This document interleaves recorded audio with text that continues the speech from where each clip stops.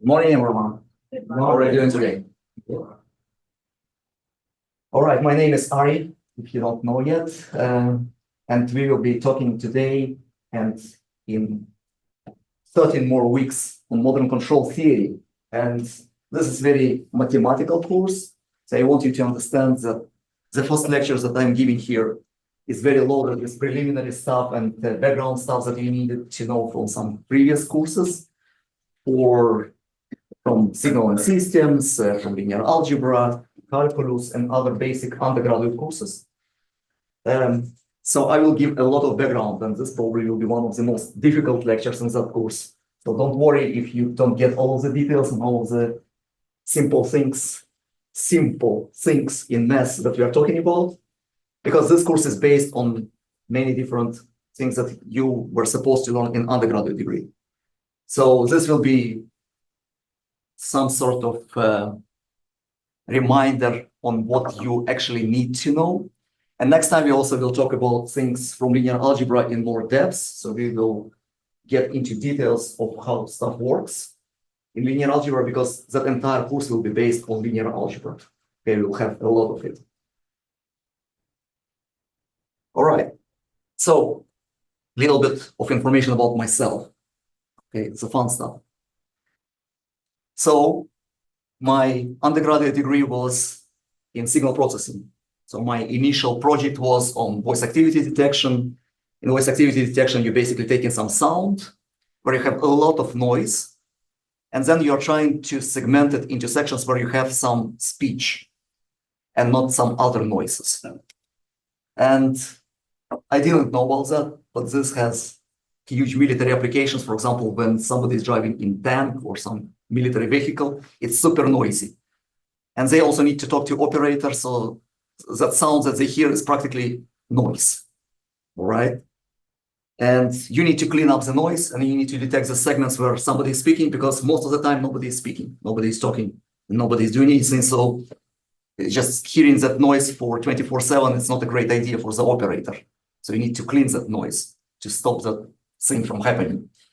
And I was not a big fan of military applications in general, kind of with pacifistic views. So I said, like, no, I don't want to go to that area. Let me try something more fun. Let's say control systems, things like thermostats, controlling different things, cars which can control different things. And I'm not talking only about self-driving cars. In all cars, you have a lot of control systems, fun stuff. You can control different loops. You can explore different things related to controlling. So I went to control systems as a second project. And obviously my mentor told me, oh, you need to design microjet controller. Like engine of microjet, you need to control it. And this is obviously military application. Well, I decided that I need to switch area to military for me. And then my master's degree was on robust control, where I tried to do theory alone, which means theoretical basis for controlling systems which are robust and have some uncertainties in their parameters. So we don't know really the model. So the model could change in time or could be uncertain. So we don't know really the parameters, and you still want to control it. So I developed some theoretical things, and then I went to do my PhD in computer vision. And computer vision is also a very fun area, which includes some of the controls, but most of it is just you taking videos, you're tracking different things. And obviously my mentor told me, well, how about tracking missiles, right? So tracking missiles is clearly military. And I said, I don't want to have anything in common with any of it. Okay, I move on, I continue. And I went to postdoc to do biomedical imaging. So how close that could be to military? Biomedical imaging, right? It's no relation. Brain imaging, heart imaging, CTs, MRIs, pure medical applications.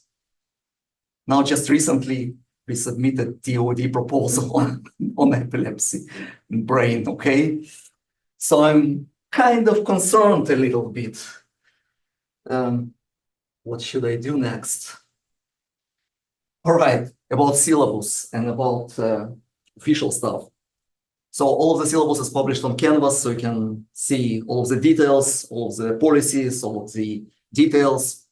But we're meeting in that class every week twice a week on Thursdays and Tuesdays. And this is my office. I will publish that on Canvas, all of the slides. Okay, so you'll have all of that information. You don't have to write anything or to record anything. I will try to record the lectures as well, so you'll have some recordings, but I'm not sure when I will be able to publish them because it takes time to edit and to cut and paste stuff. So this is my phone. You are unlikely to catch me by the phone because my office is semi-destroyed now, so I'm not in the office even. And so this is for the future reference. Hopefully in a few weeks I will be able to get into the office, actually, because they have some renovations and constructions there right now. So the easiest way to catch me is by email. Okay, so you can send me email. Typically, I'm responding within 1 day. And you can decide if we need some in-person meeting or Zoom meeting, or we can meet after the class. Okay? And when you write your email, please also add number of the course that I will just immediately see that this is coming from the course. So it's very convenient when you do that. So as I said, details you have on Canvas is all of the policies. I'm sure you're familiar with all of these policies already because you've seen them 1,000 times. And then my office hours officially are after the lecture. So if you have any questions, you can ask within the lecture. And I love when students ask questions. So ask more questions. All right. And if you have additional questions, we can meet after the class and we can talk about your additional questions. And I assume that you need to have a lot of questions because I will be talking about very deep mathematical things. And do not be afraid to ask any kind of questions, because questions are extremely important for that course. If you miss some pieces of information, you might lose the entire thread that we are following, okay? So it's better to ask when you don't get something. There are no silly questions. Answers could be, but questions are not.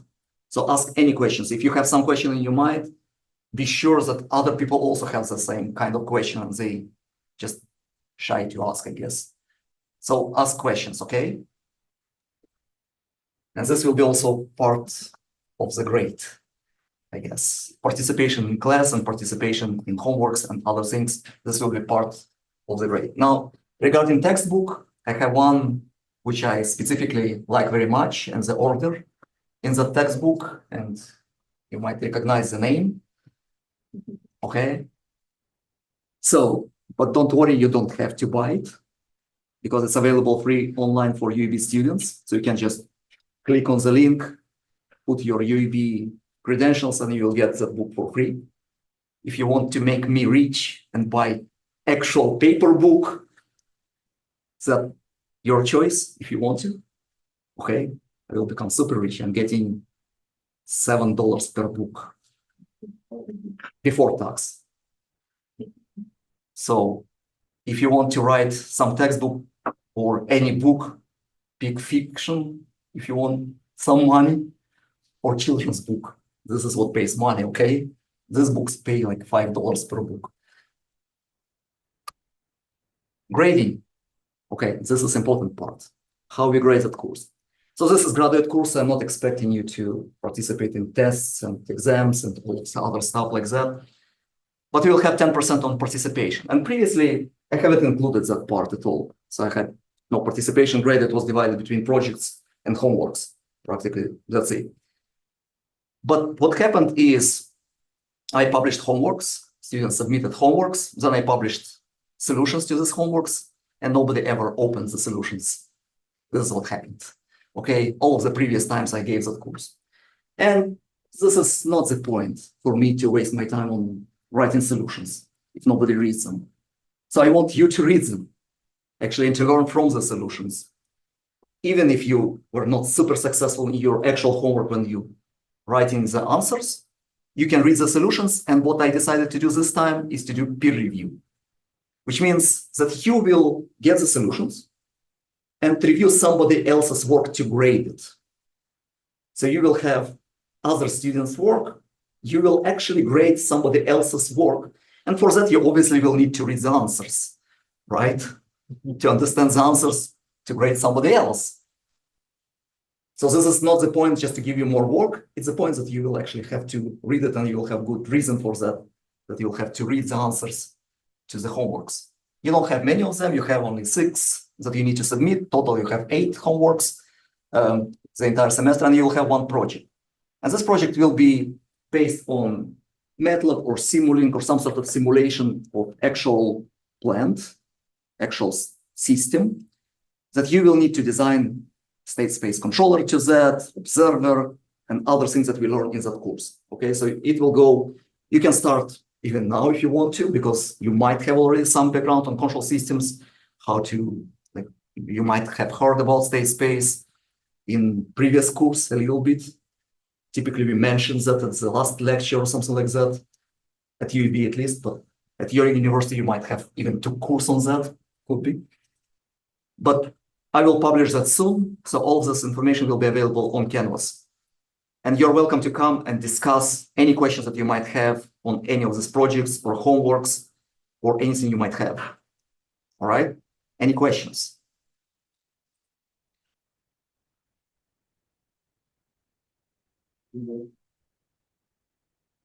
All right, good. Theoretical prerequisites for this course, which means what ideally you need to know. I'm not expecting you to know all of that in depth, but it's helpful to know each one of these things. So first of all, obviously, we are talking about classical control theory, where you have all those block diagrams, transfer functions, and other things which you learn in signals and systems, and you learn it in controls. And then we will use it a little bit. I will refer to that. I will go through that today. And we will return to that, like how you compute transfer function from state space and other things. So it will be useful for you just to know what that thing is. We will not use it too much in future lectures. And further we go, less we will use it. But we will use a lot of linear algebra, a lot of it. So I will get back over and over again on linear algebra topics. I will add more topics, like topics that you might never heard about, maybe like positive definite matrices or semi-definite matrices, or different kind of criteria, block matrices, different kind of eigenvalues for different types of matrices, and so on and so on. And we will operate a lot with all these things in this course. So you will need to learn that in depth. And if one thing that you need to learn from that course is linear algebra, okay? This is important not only for that course, it's important for machine learning, it's important for vision, it's important for signal processing, it's everywhere. Linear algebra is everywhere in data sciences, it's everywhere in computer sciences, it's everywhere. All right, so it's very important that you will learn that part. It will be helpful for you just to understand all other courses that you will take, I assume, in graduate degree and in your career later, right? So if you know linear algebra very well and you can understand intuition behind it, which is even more important, this will be very helpful for you. Obviously, we'll talk a little bit about differential equations, not too much, probably mostly today and next time. We will talk about Laplace transforms because transfer functions are connected to differential equations through Laplace transforms. So you need to understand that connection. Again, we will not use it too deeply. You will need only a few Laplace transforms, for example, Laplace transform of a derivative, which is very important for, in particular, for controls. And then you need to know some sort of programming because you will have project to do, right? So if you are not great at MATLAB programming or Simulink or never heard of it, it's time to start learning about it. Okay, we will get to that later, but I will not teach you MATLAB in this course. This is not this course, okay? So you need to know, I assume that you experienced that thing somewhere before. Any questions?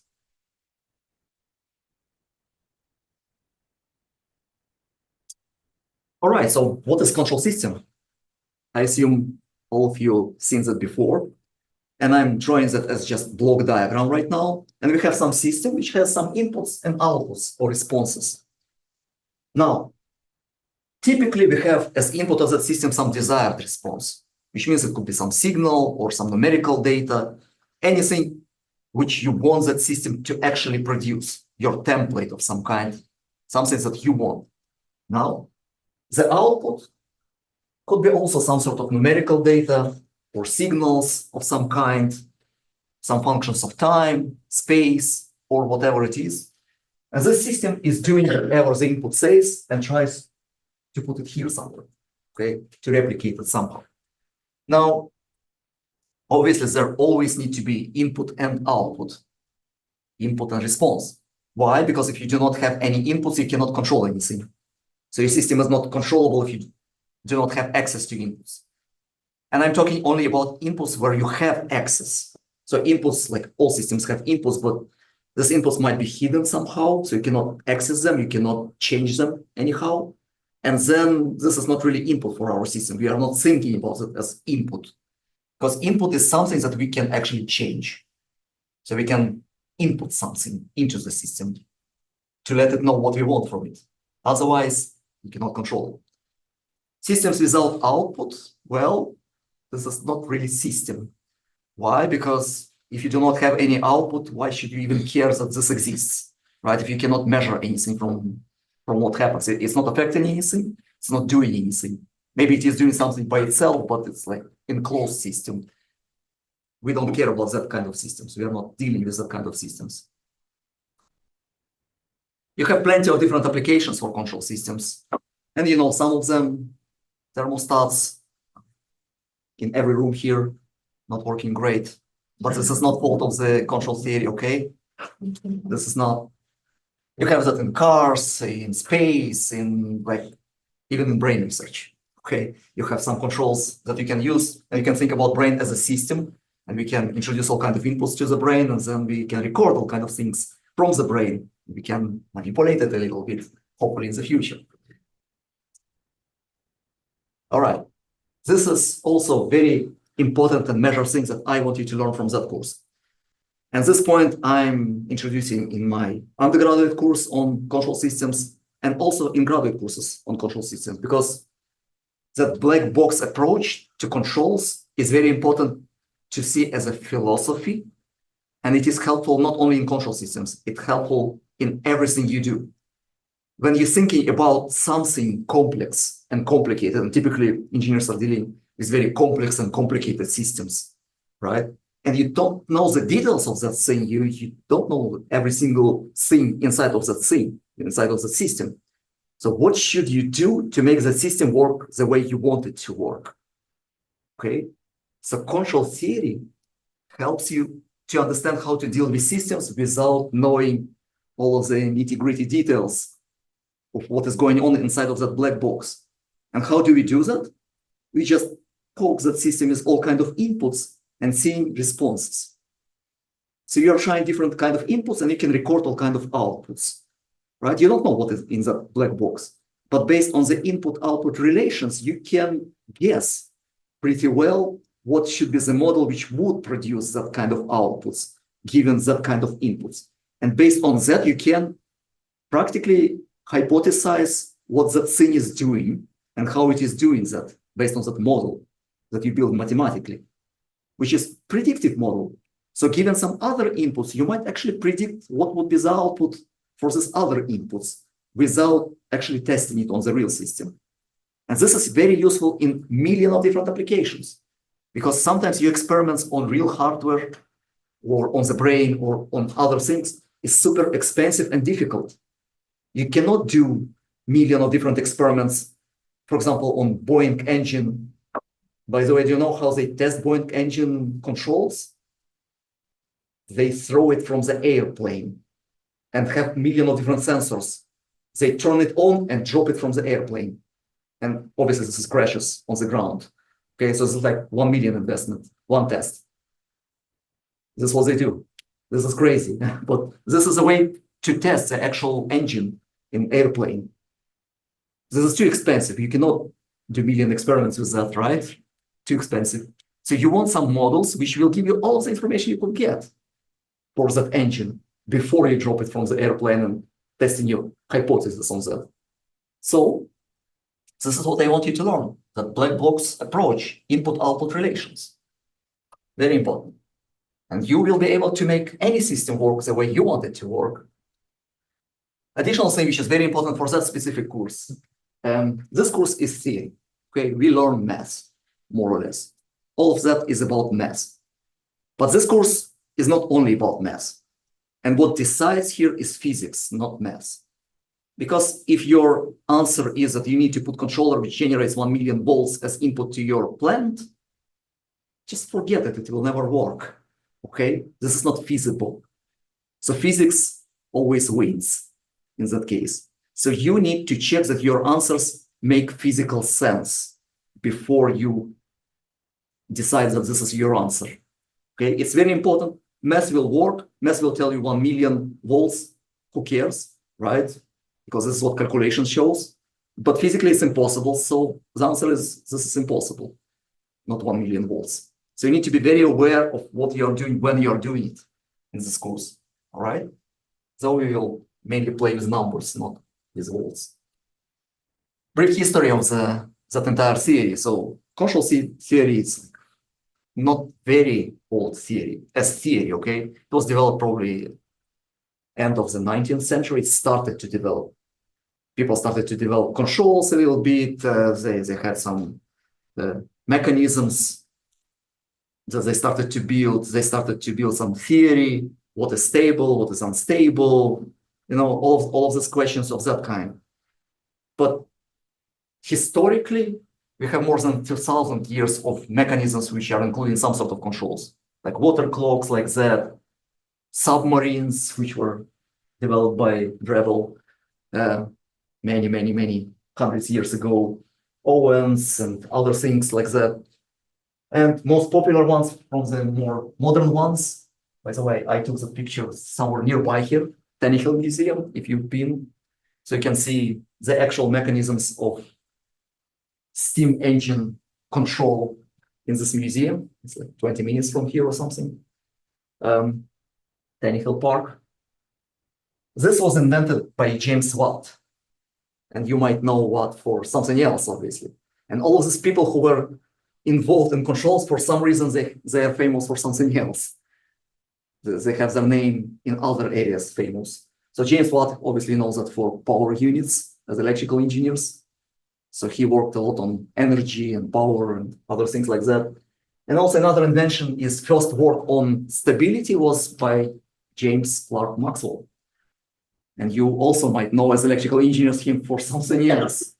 Maxwell equations, electromagnetics, and all of the things, all of the theory of electromagnetics was developed by Maxwell, okay? But he was also developing stability equations and other things of that kind a long time ago. Now, all of the first row of scientists, you might know some of them. Specifically, this one is very famous for completely different thing. Harry Nyquist is famous for sampling theorem, which is also very popular in signals and systems. But this is not what he's famous for in controls. He has very famous stability theorem in controls, which is different from that sampling theorem. All right. And these people are responsible for modern control, on which we will be focused here in this class, okay? So modern control is a misnomer in a sense, because it was developed in 60s through 80s. So it was modern back then, not very modern right now. After that, we had like robust controls and adaptive nonlinear control, and it still develops into new areas of nonlinear controls. But this is the history, okay? You might know also that guy. Have you heard about Wiener, who is famous for cybernetics, father of cybernetics, okay? And he has also Wiener filter, which is kind of a non-causal version of Kalman filter, on which we will talk in this course, all right? So let's start with simple closed loop circuit now. Closed loop system, you have some sort of plant that we already talked about a little bit. And then you want to design some sort of controller. And I'm already writing that as transfer function, but it could be any nonlinear controller. It could be state space. It could be all kinds of controllers, okay? But you have some system which is processing the error, which is coming here. Then some disturbances might be added from outside somehow. Some noises might be added to the measurement, so sensor might be noisy, right? And then you're closing negative loop here. Pay attention that this must be minus here.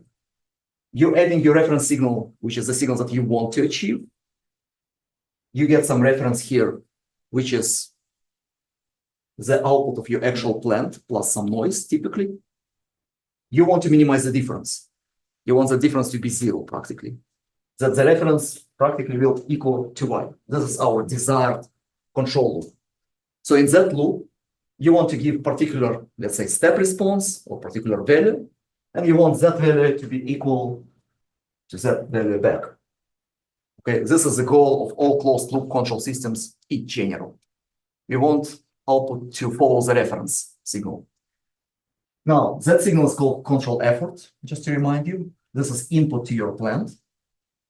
And this is typically called error signal, which is the difference between output and input. Yes. So you noted that you were very specific that this is a negative here. Is that just because the difference, you need a difference between the reference and the output to get the error, or is there some other underlying thing that I'm missing? Yes, you need difference between the error and negative feedback typically is having very nice effects, which you can learn from computing that loop, actually.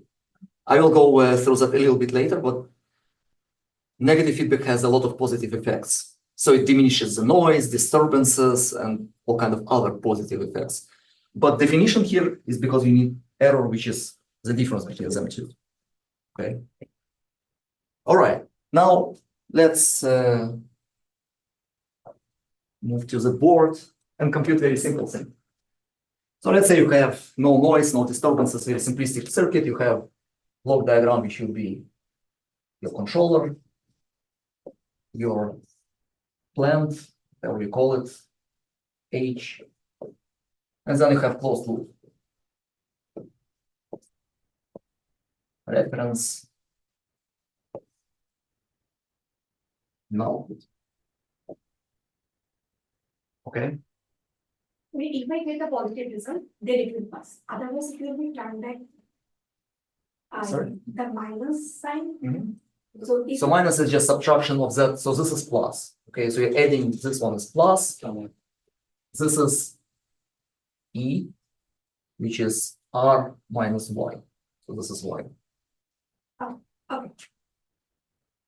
So on that line, this is what you have here.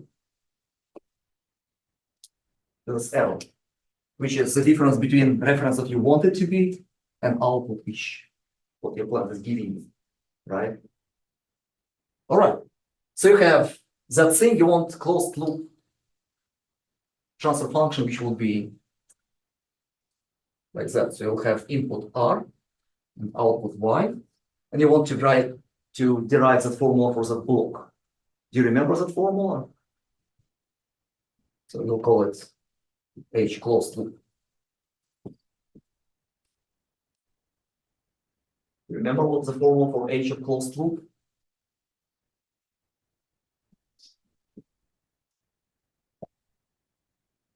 So this is obviously ratio of Y of S, Laplace transform of the output divided by Laplace transform of the input. Let's say you do not remember S right now. How do you develop that? For any block diagram, this is just coming back to control functions. We will not do that much, but you might have something like that in your homework. So let's try to write it down. Okay, so let's just define variables. So let's call that one, this will be R of S, this Laplace transform of that thing, this will be Y of S, just converting everything into Laplace domain. Okay, all the signals I'm converting into Laplace domain. This will be E of S, right? So what equations can you write here? We know when transfer functions are in series, they just multiply it, right? When they are in parallel, you just add them, right? Yeah. So here we have CH, multiplication. So we know that E times that thing, CH, equals Y, right? This is like forward loop. So you're taking this one, multiplying, so here you have CE, here you have CHE, right? You can switch the order, it doesn't matter. This is Y, by definition, right? Now let's write that loop. So we know that R minus E, not minus E, minus Y equals E. This is that part. So we have two equations, which are nonlinear but easy to solve, relatively. And you need to get rid of some of it, some of the variables here. So you need to solve system of two equations now to find that ratio. So you want to keep Y, you want to keep R, you want to keep C, and you want to keep H, and you want to get rid of everything else. So let's see what we want to keep. So we want to keep this one, we want to keep this one, we want to keep this part, this part. So we want to get rid of E, right? So let's put that E from here to there. So this Y equals E, which is R minus Y times CH. Okay? Which is RCH minus YCH. Okay, now we have Y on two sides. So let's combine that together. So have Y plus YCH equals RCH. And you want to get that. Right, so this is Y1 plus CH equals RCH. So what is Y divided by R? You can divide both sides by R. You can divide both sides by that thing.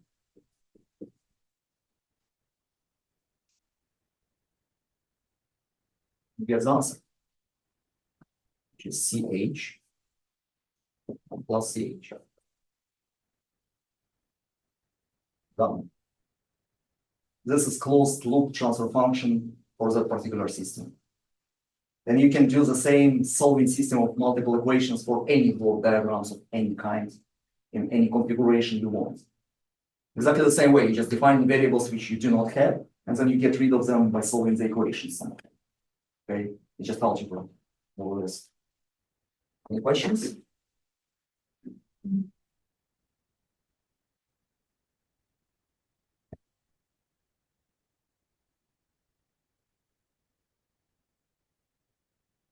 Now, interesting question to you. So as we mentioned, you want that output to track that input. So here's my perfect solution for that problem. I will decide on the controller equals to 0. Very easy, just multiply by 0, whatever comes in, okay? I will disconnect that thing here, I don't want it. And I will connect it here. Add additional wire, practically speaking, okay? Jumper wire. So now by definition, R is equals to Y. It is, right? So Y equals, by definition, this one equals to the output. Is that ideal control system? Something is wrong here, right? So what is that?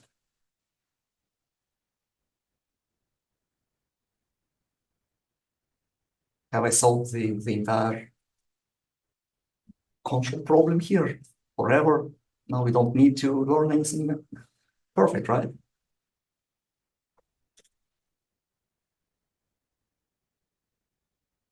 These are just wires, right? All of this.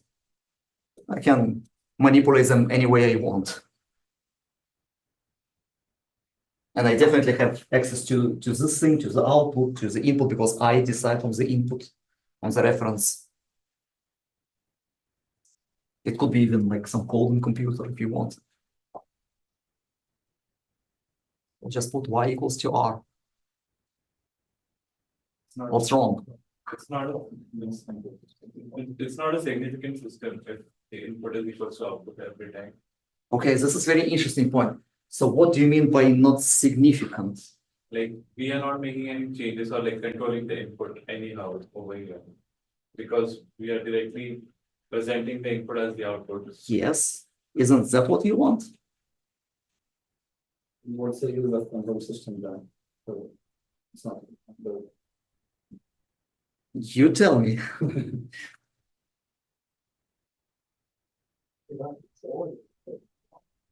You're just basically feeding the input to the output with no changes, so you're basically. You're missing the entire middle part, which is your controls. So isn't it considered non-ideal? Okay, so the point here is what the goal is, because before that I said like, oh, the goal is just to track the reference signal, that output should track the output signal. This is not precise, okay? This is not exactly correct. What we want is that system will do something such that its output will track the reference signal. This is more precise definition of what we actually want from the control system. We don't want y to be equal to r. This is not the point. The point is that this motor, for example, that you want to rotate at particular speed, you want it to rotate at particular speed. You don't care what your sensor is showing here. Like if you connect sensor to just constant voltage and it shows you the right speed, it does not mean that the motor is rotating at that right speed, right? Your sensor, yes, it shows correct number. Like it's always constant, for example, you can just make faulty sensor or whatever, which is giving you the right number, the right answer. The error will be 0, everything will be great, okay? But this is not the point. The point is that this thing needs to produce output such that this output will be equal to that input. So this is practically useless thing. Okay, questions? A little bit more about plant structure. So plant is not a simple single box. Typically in plants, you have additional inputs, which are some converters where you convert particular signal that comes in, for example, voltage, into the actual actuation, which might be force, for example, or anything else. So you can convert signals from one type to another type of signals. And typically you have the part, we just ignore it in the theory because we just say this is one big black box for us. Same thing we ignore in the sensors part. We are saying, well, somehow the voltage is produced as the output or some numbers are produced as output.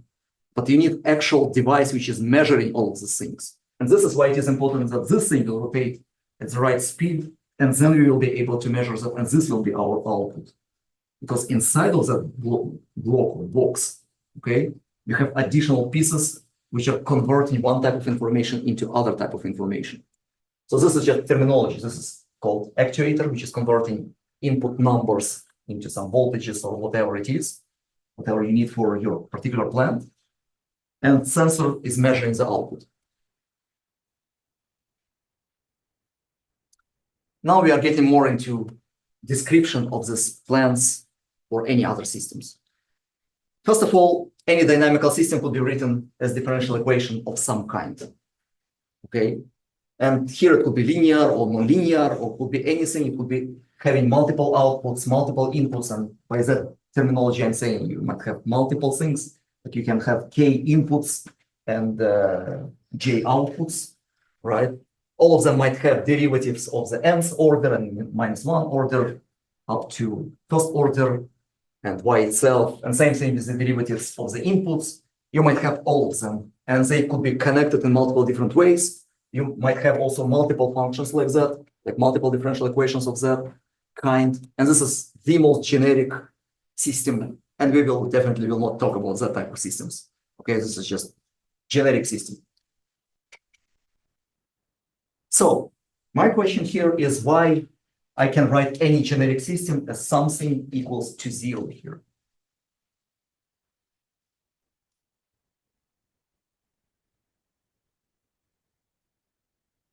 Why this is not losing any generality?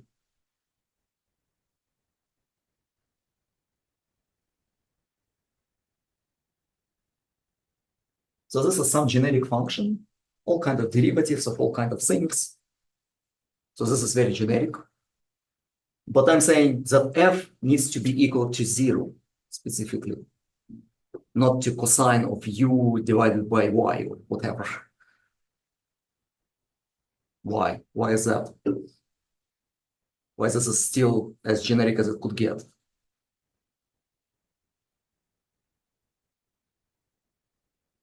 When we define this function for like inputs and the outputs. So are we saying that if the output of this mathematical function gives us efficiency of the machine? I can see like, No, like how we are we- not talking here about, like this is pure theoretical concept of how you can describe any dynamic system in general. So you can describe it as some differential equation.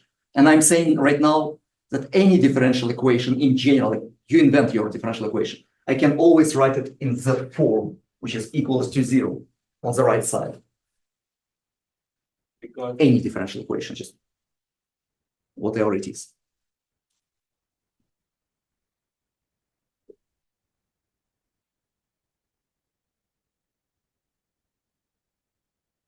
does it represent as the ideal output that we need from the machine? Like for a given input, we have the No, this has nothing to do with the output. Output is like all these y's and their derivatives, like derivatives of the output and the output itself. So what happens is, let's say it's not 0. Let's say it's something else, whatever it is. Like, can you move that something else to the left side and include it inside of f? Of course you can. This is generic function. This is like any function. So let's say this equals to u squared, whatever. So I will put that minus u squared on that side and include that as part of that function. That's it. So any function could be written as something equals to 0 because you can always move the right side to the left side with minus sign. That's algebra. Okay. Has nothing to do with dynamic systems in general. It's just basic algebra. But does it have to do with dynamic systems? Is it saying something about the system being separated from the environment or something like that? Can you make some? No, we will talk about systems where you can separate, for example, homogeneous solutions from particular solutions for linear equations. And there you have something on the right side. But even these systems you can write that way. If you just move it on the left side, it doesn't matter. Okay, so now we are getting to more specific systems that we will be working with. First of all, most of the time we will be working with single input, single output systems. We will talk a little bit about multiple inputs, multiple output systems, but not too much because by hand it's difficult to handle typically. And we will talk about actual calculations that we can do by hand. And I propose also to bring maybe some paper and to write because I will be writing on the board, solving different problems. Okay. And CISO system has only single output and single input and derivatives. So I just simplify the previous thing to single input, single output. More than that, most of the time we will be talking about linear systems, linear time invariant systems, or LTI systems, which you're hopefully familiar with from signals and systems course or controls course, something like that. And transfer functions are written only for that type of systems, only LTI systems. They need to be linear. And for them, we have linear differential equations like that. Okay. And again, same equation you can write in the form that I previously showed, just by putting minus, minus, minus everywhere here, and minus here equals to 0. Same thing, right? We will have also some initial conditions, y0, y prime 0, and so on, all of the derivatives. Any questions on the equations?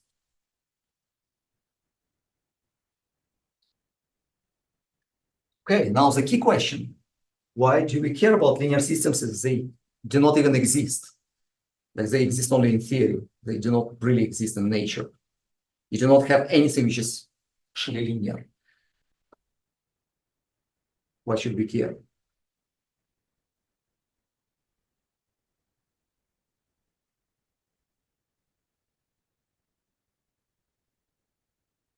Any ideas?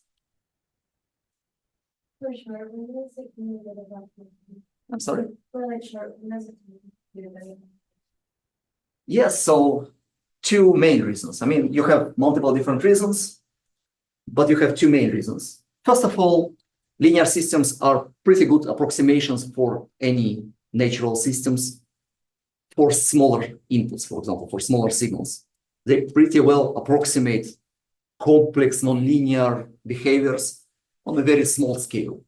Okay, so this is number one. Number two, if you're talking about nonlinear systems, complex systems, they are too difficult to deal with. This is just the only thing we can actually solve. Okay, this is the reality of it. We just solve whatever we can, and we assume that they are approximating well enough whatever we actually need to know. Okay, this is the point of linear systems. You just don't have anything better than that. Yes, theory of nonlinear control is based on that as well, partially. And people divide that into like linear part, nonlinear part for complex nonlinear systems, but it's still too complex to deal in terms of theory. So the models are too complicated to deal with. This is why we do linear controls, and they are good enough for multiple different applications. So what does it mean to have linear system? Okay, a little bit of theory from linear systems. What is linear? Linear means that you have superposition rule. And superposition rule means that if you have particular input, and you have particular output, and then you have another input and another output, if you add in the inputs, the outputs also will be added, same outputs. This is linearity, superposition principle. If you multiply your input by particular constant, the output will be multiplied by the same constant. This is linearity, okay? Actually, the second, which is homogeneity, is following from the first one. You can actually prove that you have that one, this follows. That you have the coefficient of proportionality to all of the systems. And these are very nice properties because instead of adding the inputs, you actually can do adding of the outputs to the same inputs separately. Like you run it through the same system, different inputs, and then you add in the outputs, you'll get exactly the same thing as adding the inputs first and then getting output from running it through that same system. Okay, so you can do it both ways, you'll get exactly the same result, both ways. Is it clear what linearity is? So this is that property of the systems, which is very nice. And why is that so nice? We will talk on the next slide, but before that, time invariance. So time invariance is also part of LTI systems, linear time invariant systems. So time invariant systems means that if you shift the input by particular time, your output also will be shifted by the same time. This is what it means. So if you have some particular response, for example, to that system, and this looks, let's say, like that, then you shift that same thing in time to here by a particular delay, like here. That output will be shifted exactly by the same delay. So this is time invariance. So you can, practically speaking, it means that your 0 point you can define anywhere you want. You do not have any predefined 0 time point. Your 0 time, just anywhere. You can start from any point, it will behave exactly the same way whenever you start your system. Okay.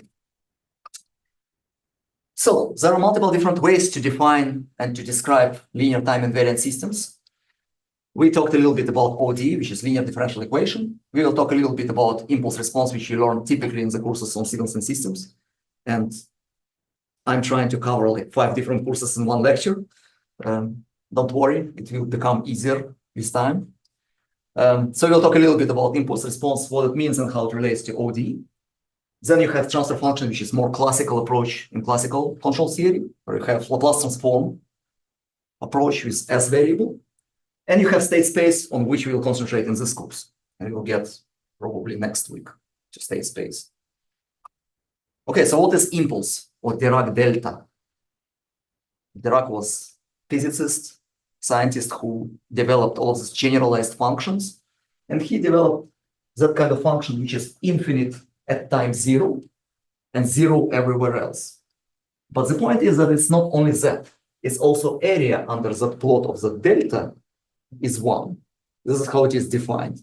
So it's not really a calculus type of function, it's not real function, but it's something which is replacement for the functions that will make theory easier to be understood. So you can think about that as some sort of rectangular thing, which is super, super tall and super, super narrow. Okay, so this epsilon of the width going to 0 and height is going to 1 divided by epsilon. So the area under the blue thing will be obviously 1 divided by epsilon multiplied by epsilon, which is 1. Those kind of super narrow pools. We call it impulse. Why do we want that type of narrow, small pulses? Because with these pulses, technically, we can write almost any function. We can combine them together at different times, and we can build different heights and different locations such that we will kind of build point by point any curve we want. And dealing with curves is much more difficult than dealing with particular delta because this is what we have from LTI systems. Let's say you have some delta or very narrow pulse coming into that system, and you have some response, whatever it is from your system, okay? Now, because of time invariance, if you shift that pulse to any place, the output will be shifted by the same thing. From linearity, if you have multiple pulses like that, the outputs will be just added. Superposition principle, right? Which means if you put many of these pulses in any order, in any height or anything, right? All you need is just to add all of the outputs of shifted responses, which means all you need to know is that thing and where these pulses are and how high they are. This will describe you practically anything about what you need to know about the output. This is the idea.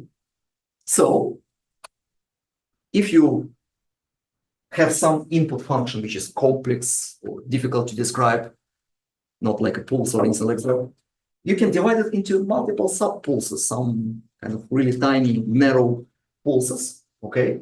So that input u, you divide that into multiple sub-pulses. And then what happens is you get the response from a single pulse. You know the response to all of these pulses, because all you need to do is just to add them all together. So you'll have all these pulses one by one, you will have all these shifted and scaled outputs, then you just add them all together. And you get that sigma of u of ti times h, which is that thing, the original thing, the original response to only single delta. So if you know the delta response, you can write output to any u. U is just any shape as that sigma. It's infinite sigma, but it's still sigma. So how do we call that sigma? Do you know the name of that thing? What is that? Convolution. This is convolution sum, okay? And when we are going from narrow, simple bars to infinitesimally smaller ones, we get convolution integral. By the way, do you know where the symbol is coming from? The integral symbol. It's actually curved S for sum. Okay, this infinitesimal sum. This is where integral is coming from. So you're just integrating on the input times impulse response. This is what it is. This is response to single pulse impulse. Okay, so sending impulse, you're measuring output.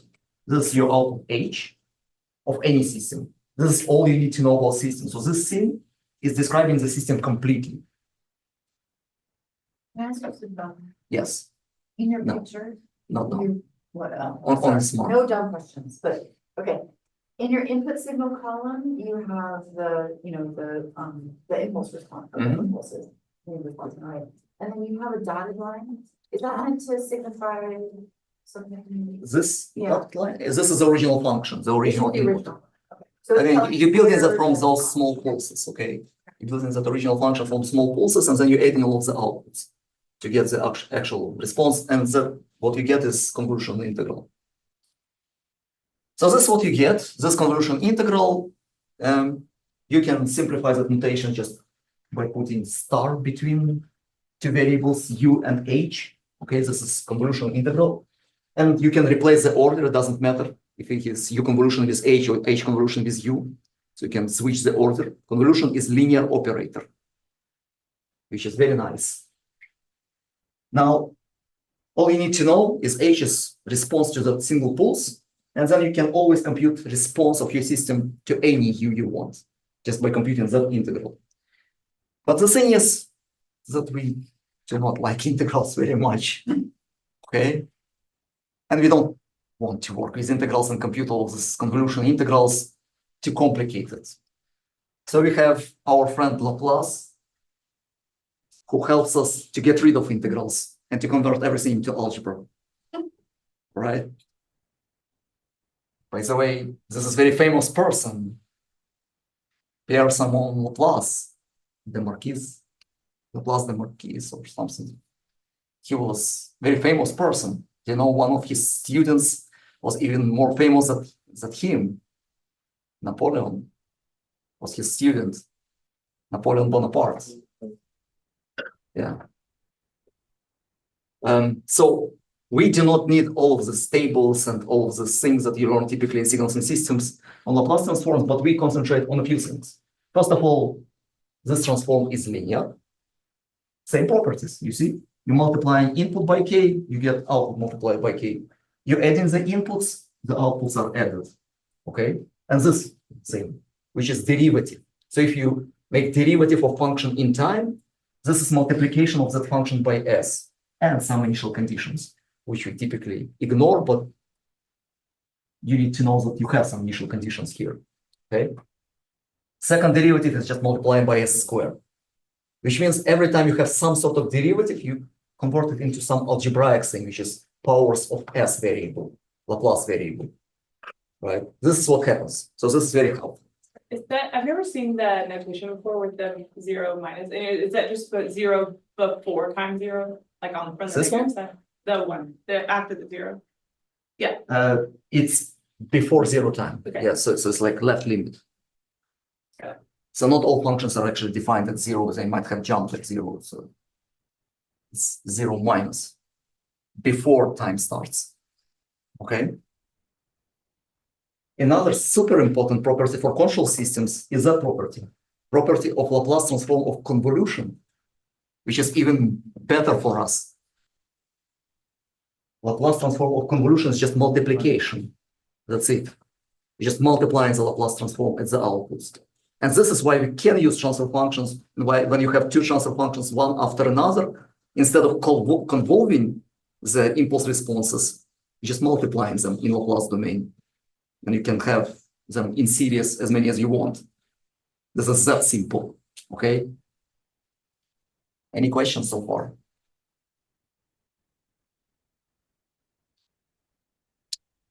So this is a typical approach to solving, to get into transfer functions first and then solving the problems with transfer functions.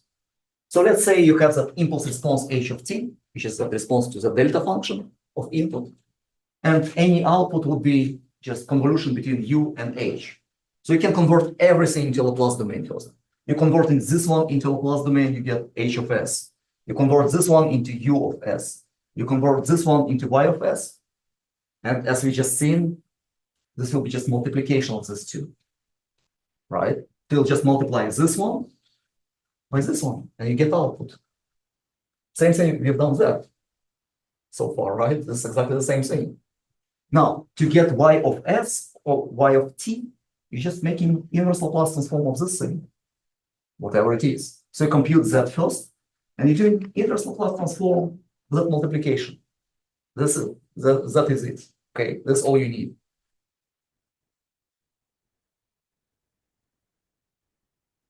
Questions so far? Now, interesting question. Are transfer function and ODE, which is ordinary differential equation, representations equivalent? So we've seen that we converted that from differential equation, we converted that into h of s, which is transfer function. Are these definitions equivalent? Can I replace h with ODE or ODE with h and get the same dynamics and everything? The answer is no, but the question is why?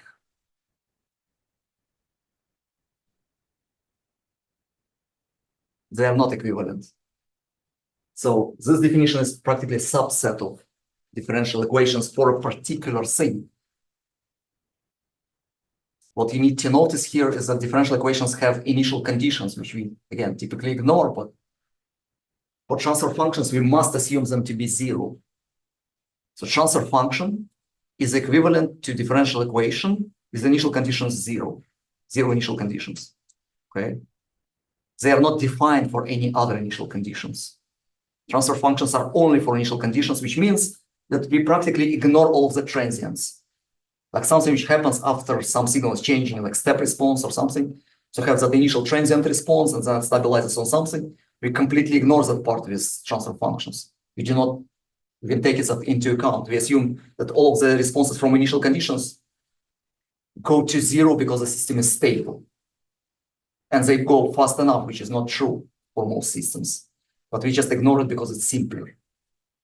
All right, so you need to be aware of that. At least when you're doing transfer functions, you have the issue here. You're ignoring initial conditions. In state space, we will not. So state space is equivalent to ordinary differential equation. And this one is not. All right. A little bit of math again.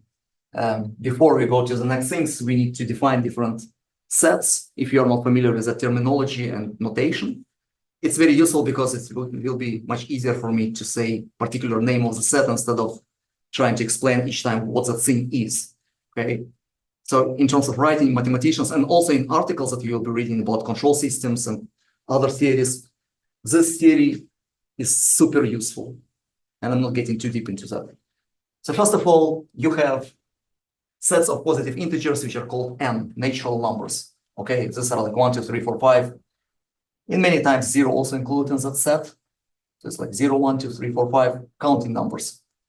This is n, natural numbers. You have z, which is set of integer numbers, which are plus minus 1, plus minus 2, plus minus 3, all of these positive and negative numbers. So this is z. R is set of real numbers, which are all of the regular real numbers. Okay, fractional, irrational, rational, and so on. And C is complex numbers. How many of you don't know what complex numbers are? Okay, this is good. So I don't need to go too far away in teaching complex numbers as well. You have also a few symbols that we'll be using. This symbol is belongs to, which means something belongs to a particular set. And these are the sets that we typically talk about. This symbol means exists, when you want to say something exists. And this is for any or for all elements in particular set. So this is terminology that we will be typically using. For example, x belongs to complex numbers to the power of n, means that you have vectors of n numbers. And all of these numbers are complex. Pay attention that complex numbers include real numbers as well. So they still might be real numbers, but some of them might be complex, maybe not. So it's inclusive, right? So it includes everything. Or matrix M is real matrix with real numbers, and the shape is 5 by 2 of that matrix. So it's like 5 rows, 2 columns matrix. This is the matrix with real numbers inside. This is just notation. Any questions so far?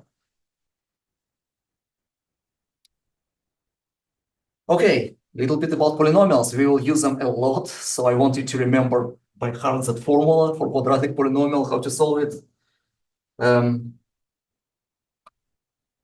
Number of complex roots of any polynomial equals to the degree of the polynomial. You also need to know that theorem, right? So if you have nth degree polynomial, you have n complex roots.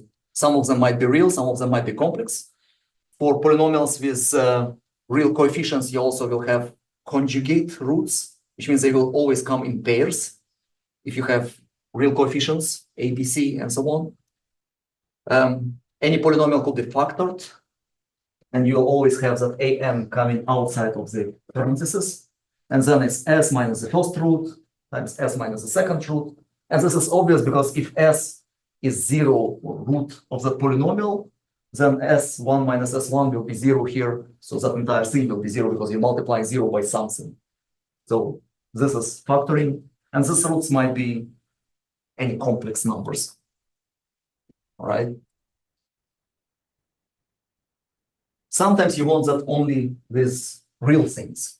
Okay, you don't want any complex roots. Okay, then you write that as square, like quadratic term. Okay, and this thing will have 2 conjugate roots always. So each pair like that will have conjugate roots, 2 conjugate roots. okay? And they will be complex, obviously. And these roots are obviously real. And in that case, all of these are real numbers. So these are two types of factoring that we can work with. Any questions?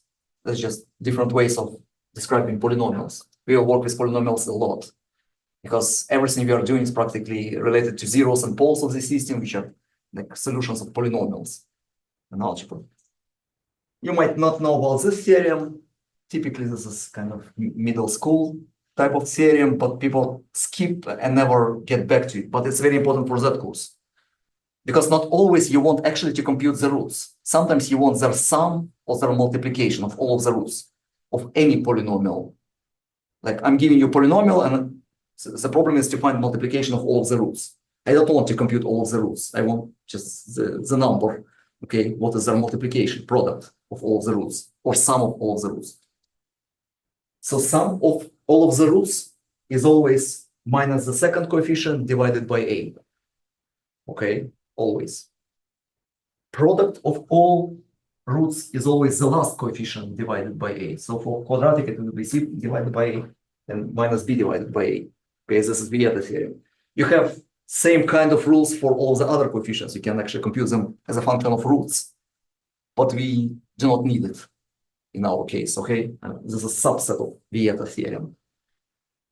Questions? And I mentioned that all of the roots needs to be symmetrical with regard to the x-axis. You will have conjugates if you have complex roots. Yes. Should it be obvious to me why we have the other theorem? Should I be able to look? Like, that's nice, but should it be obvious to me from what I know about polynomials, if that's true? Or is this? just If you know something that about polynomials, then yes, but No, but like, what do you can I mean? just quickly derive it from like the equations about it? You can, sure. Okay, all right, so I just need to sit down and do that. You don't But have it's to, not okay? like, I mean, yeah, but I'm just saying like, I could sit down and do that and it would be straightforward. Yes, It's not, okay, thank you. there are no tricks so far. I will get to tricks later. So complex numbers, this is probably the last thing that we will be talking today about. To give you a background for the next lecture where we will actually use all the polynomials and complex numbers and other things like that. So just to remind you, you have the j defined as square root of -1, and you have all kinds of powers of j, which means j squared is -1, j cubed is -j, and so on and so on, and it repeats. Cycles of that cycle repeats all the time. Okay. Conversion of polar into rectangular and rectangular to polar is also important for this course because we will be using that from time to time. And it's important to understand that regular representation, rectangular or Cartesian representation of a plus bj could be converted into angle and radius. And these are the formulas which are letting you to convert it one into another. Now, what you need to be careful with is that part, arctangent part, because here you need to be very careful with the quadrants. Because b divided by a, if b is positive and a is positive, it's here, right? And you'll get particular angle.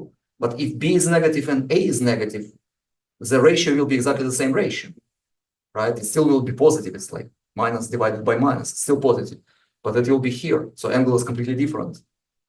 So you need to be very careful in computing that angle.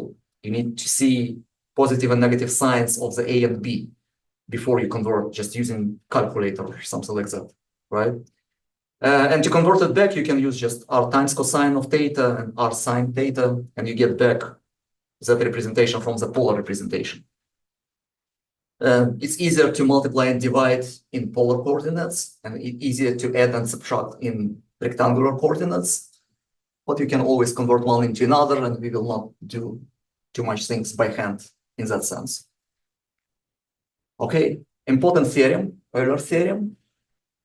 And this theorem states that e to the j theta, it's cosine theta plus j sine theta.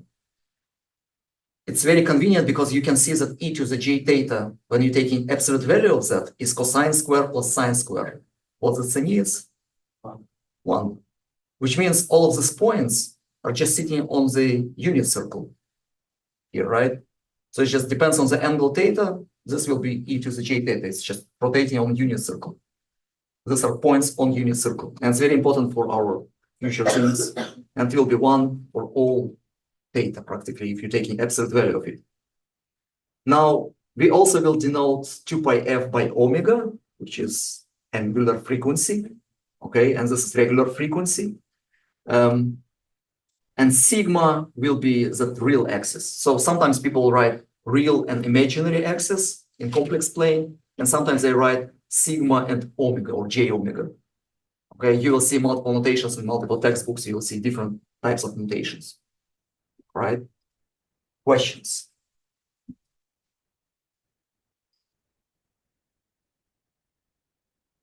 All right.